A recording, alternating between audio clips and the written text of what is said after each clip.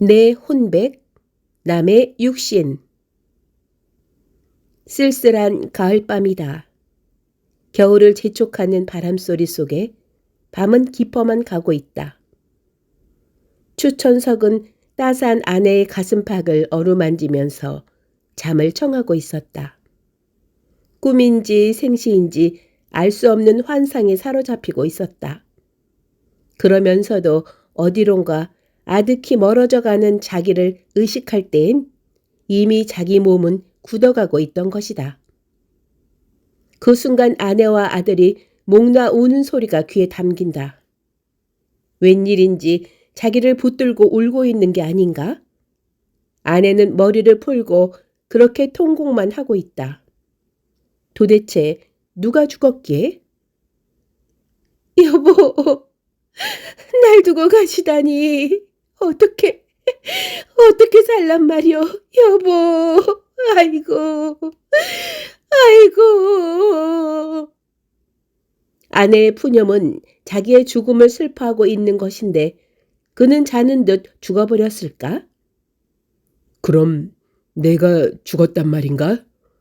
아무래도 내 처자들이 돈 것이나 아닐까? 추천석은 도무지 이해가 안 갔다. 말짱하게 살아있는 자기를 죽었다고 붙들고 울다니 어이가 없었다. 아, 여보, 내가 죽기는 왜 죽어? 잠깐 눈을 붙였을 뿐인데 죽었다고도 울고 있으니 말이오. 추천석은 아내를 밀어 제치면서 소리를 질렀다. 그런데 이상하게도 울고 있는 아내는 아무 반응도 없이 꿈쩍도 하지 않고 있는 것이다. 그리고 자기의 사지도 굳어버려 말을 듣지 않는다. 아이고, 아버지, 이게 웬 말이요? 돌아가시다니. 아들까지도 통곡을 하는 것을 보니 아무래도 귀신에 홀렸던가 그렇지 않으면 미친 것으로 생각했다. 오밤중에 왜들 이렇게 울고 법석이야? 응? 이건 또 웬 송장이고. 아니, 어떻게 된 일이람? 뒷걸음치면서 추천석은 방바닥에 뻗으러져 있는 송장을 내려다봤다. 이게 그런데 누군가? 언제 본 사람의 얼굴 같기도 하고 그렇다. 물그릇에 비춰본 내 얼굴이 아닌가? 바로 나로구나. 추천석의 죽은 시신이었다. 살아서 생각하며 움직이고 있는 것은 다만 그의 영혼뿐이었다. 영혼은 언제까지나 죽지 않고 살아있는 것이라고 했다. 그래서 추천석의 영혼은 살아있는 것이다. 아내와 자식은 추천석의 시신을 붙들고 신세 타령을 하며 곡성을 높였다. 아내가 그 시신에 얼굴을 대고 몸부림쳐도 혼백만의 추천석은 몸둘 바를 몰랐다. 이미 그는 이 세상 사람은 아니었기에 말이 오갈 수 없었던 것이다. 그때 대문 밖에서 무선 외침이 들려왔다. 추천석이는 데려가라. 저 세상 염라대왕의 사자들이 와서 기다리고 있는 것이다. 무서운 차림새에 창과 칼을 들고 있었다. 추천석은 그들에게 끌려 집을 떠나서 저승으로 떠나버렸다. 칼날 같은 바윗길과 가시덤불을 헤치며 염라대왕에게로 갔다. 문불을 들척거리며 위엄있게 앉아있는 염라대왕 앞에 추천석은 무릎을 꿇고 앉았다. 너는 어디 살다 온 누구냐? 네, 소인은 충청도 진천에 살다 올라온 추천석이라 합니다. 분명히 너는 진천에서 살았느냐? 네, 그러옵니다, 대왕님. 염라대왕은 어떤 차질이라도 있었던 것 같이 재차 물어보는 것이었다. 여봐라, 누가 진천 땅에 추천석이를 잡아왔느냐? 대왕님, 잘못된 일이라도 있사옵니까? 사자들은 머리를 숙인 채 쩔쩔매는 눈치였다. 내가 언제 이 사람을 잡아오라고 했더냐? 네? 그 사람이 추천석이 오며 무술년 7월 7일생 추천석이 올시다. 옛기 어리석은 것들. 추천서기가 어디 하나뿐이더냐? 생일이 같은 동명의 추천서기는 용인 땅에도 있단 말이다. 그렇게 소상히 일러줬는데도 잘 못 듣고들 당장 이 추천서기는 진천으로 돌려보내고 그 길로 용인 땅의 추천서기를 잡아들여라. 예이, 본부대로 하겠나이다. 진천에 살던 추천석이는 사자들의 착각으로 잘못 끌려왔던 것이다. 그래서 사자들은 추천석이를 데리고 진천 땅에 내려왔다. 그 추천석은 아내와 아들을 다시 만나는 기쁨에 겨워 서둘러 집으로 갔다. 마을에 당도한 것은 밤이었다. 마을은 괴괴하고 집도 그대로였다. 문틈으로 감쪽같이 스며들어가 보니 아내와 아들은 흰 소복을 입고 눈을 붙이고 있었다. 방안 제상 위에는 추천석의 위패가 모셔져 있는 것으로 보아 장례가 이미 끝난 모양이었다. 그렇다면 내 육신은 어디에 있단 말이냐? 육신이 있어야 다시 인간의 형태로 살아나지. 여보, 마누라, 내가 다시 왔단 말이오. 내가. 아무 말이 없다. 혼백만의 말이 아내에게 들릴 리 없다. 영혼의 추천석은 낭패났다. 어디로 가야 할지 갈 바를 모른다. 그의 육신은 땅속에서 이미 썩고 있을 것이다. 저승과 이승이 다르다고는 하지만 불과 3일 사이에 이렇게도 변할 수가 있을까?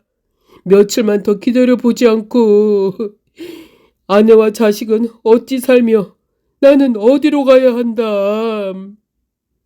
추천석의 영혼은 막연했다. 그의 영혼은 마당으로 나와 감나무 가지에 걸터 앉았다. 착잡한 일들이 영혼을 괴롭혔다. 어떻게 해서든가 다시 회생하여 살아야 할 텐데 하고 그 영혼은 궁리했다. 마침내 묘방을 생각해냈다. 용인 땅의 추천석의 육신은 아직 살아있을 것이다. 그의 영혼은 지금 금방 떠났을 게다. 그렇다면 그의 영혼을 이용해보자. 진천 땅 추천석의 영혼은 용인 땅 추천석의 집으로 단김에 날아갔다. 그 집에서 통곡 소리가 울려나와 쉽사리 찾아들었다. 방 안에는 아내와 자식들이 매달려 아우성치며 울고 있었다. 그 틈에 진천 땅 추천석의 혼백은 용인 땅 추천석의 육신으로 감쪽같이 박혀버리고 말았다. 그 육신은 아직 따뜻했다. 그만하면 회상할 수 있을 것으로 생각했다. 그때 아이들은 아버지의 육신이 움직이는 것을 보고 놀랐다. 어머니, 아버지가 움직이세요. 어디, 정말 당신이 살아나는구려. 여인과 아이들은 눈물을 씻고 기뻐서 어쩔 줄을 몰랐다.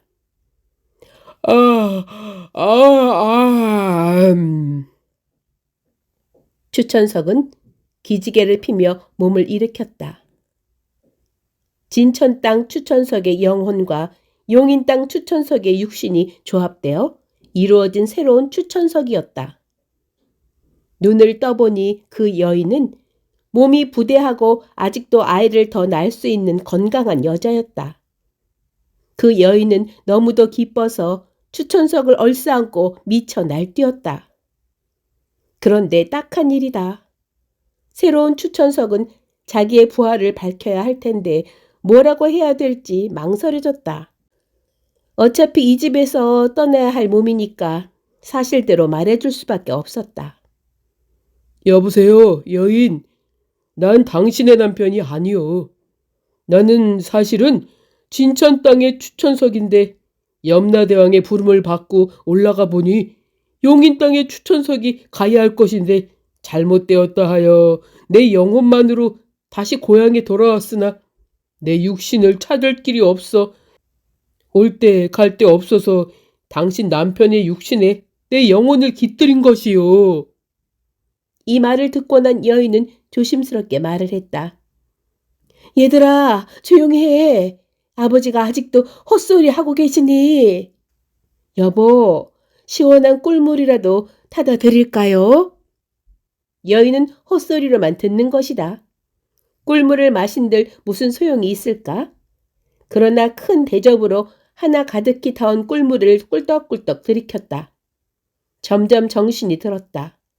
그리고 자기가 이승과 저승에서 겪어온 일을 되새기며 참회도 해보았다.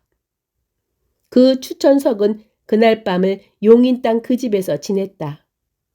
며칠 동안을 몽롱한 세계에서 보낸지라 몸이 몹시 피곤하였다.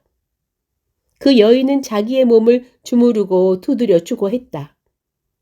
추천석은 신사를 톡톡히 치고 그 다음날 떠날 수밖에 없었다. 잘 쉬고 갑니다. 내 신세는 꼭 갚으리다. 여보, 당신 무슨 소리요? 왜 그래요? 아버지, 어딜 가세요? 집을 두고. 그 여인과 딸은 매달려 못 가게 야단들이다. 그러나 추천석은 떠나야 했다. 추천석은 아내와 자식들이 사는 진천 땅 집을 향하여 다름질을 쳤다. 며칠 동안의 괴사이였건만 식구들이 그리워서 그는 뜀박질로 달려갔다. 그러나 그 뒤를 용인 여인과 아이들이 헐떡이며 뒤따르고 있었다. 거리의 사람들은 이상히 여기며 미치기나 한 것처럼 바라봤다. 추천석은 드디어 진천에 닿았다. 그리운 가족들이 사는 집으로 뛰어들어갔다. 여보, 마누라, 이제 내가 살아왔어, 여보. 상복을 입은 아내는 질겁을 하고 나와섰다. 당신이 누구신데 살아왔다는 거요? 미친 사람도 다 보겠군. 죽었다가 다시 살아왔으니 잘 알아보지 못하는구려. 여보 마누라, 나란 말이오, 나. 아이고, 별일이야. 동네 사람들! 아내의 외치는 소리에 동네 사람들이 장군 모이듯 몰려왔다. 용인서부터 따라온 여인과 그녀의 아이들도 헐떡거리며 집으로 들어왔다. 따라온 여인은 추천석에게 말하는 것이다. 여보, 어서 집으로 갑시다. 이게 무슨 꼴이요? 이 댁에 이렇게 미안을 끼쳐서 어떡하지? 우리 남편이 실성을 했나 봅니다. 여보, 어서 집으로 갑시다. 용인 여인이 추천석을 얼싸안고 변명을 하는 것을 보고 있던 모든 사람들은 남의 과수를 농락하려 한다고 추천석을 욕하는 것이었다. 예끼! 남의 과수댁을 희롱하다니! 아유, 못된 사람 같으니라고! 에이, 저자가 돌았나 왜 저래? 말 젊은이들은 몽둥이로 추천석을 후려쳤다. 아내와 아들도 합세하여 울러댔다. 그럴 수가 없는 일이라고 생각했기 때문이겠지만 사실상 며칠 전까지만 해도 함께 살던 남편이며 아버지였는데 이런 괴기한 일이 또 어디 있겠는가. 여보, 어서 집으로 가서 약을 먹고 나아야지.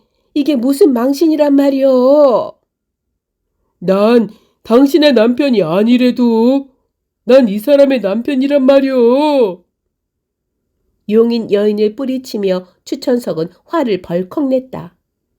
정작 아내는 무슨 영문인지 아직도 이해가 가지 않아 뒤로 물러서고 마을 사람들에게 저 미친놈을 내몰아 달라는 것이었다. 답답하고 기막힐 일이다. 하는 수 없이 추천석은 고을 원님에게 진정하여 공정한 판결을 바랄 수밖에 도리가 없었다. 추천석은 원님을 찾아가 사실대로 소상히 말을 했다. 소인은 분명히 죽었다가 되살아온 진천 땅의 추천석이옵니다. 육신은 비록 땅에 묻혔지만 저의 혼백이 남의 육신을 빌어 회생하였사옵고. 추천석은 흐느껴 울면서 소명을 했다. 추천석은 눈물을 거두어라.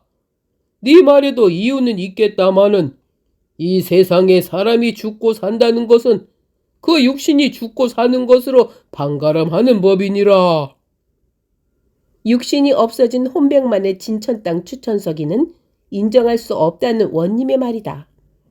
사또님, 그럼 저는 죽은 사람이 되는 것입니까? 그렇다. 그러나 너는 지금 살아있는 사람이 아니냐? 너는 산수가 아름다운 용인 땅의 육신을 빌어 회생했으니 그것이 새 인연이겠지. 사또의 판결을 들은 용인 여인과 그의 딸은 무척 좋아했다. 인연이라고 하기에는 너무도 야릇한 운명의 장난이었다. 이젠 죽었다가 살아난 남편 행세를 해야 했다. 용인 집에서의 생활은 넉넉했다. 눈도 많고 밭도 많아 행세하며 살아갔다. 하루 걸러 주안상을 차려놓고 잔치를 했다.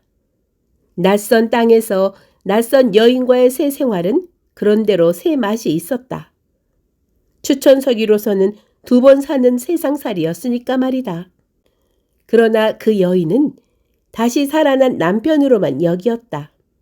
그러니까 그녀에게는 처음에 시집 왔을 때 남편으로만 인식이 갔던 것이다.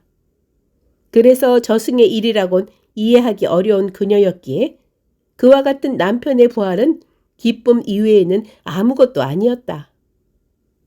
추천석에게도 진천 땅의 식구들은 이미 그의 세계에선 멀어져 버린 남남이었다. 그래서 진천 땅은 살았을 때 좋았고 죽어서는 용인 땅이 좋았다는 전설과 더불어 생거 진천, 득사거 용인이라는 말이 비유에 오르고 있다.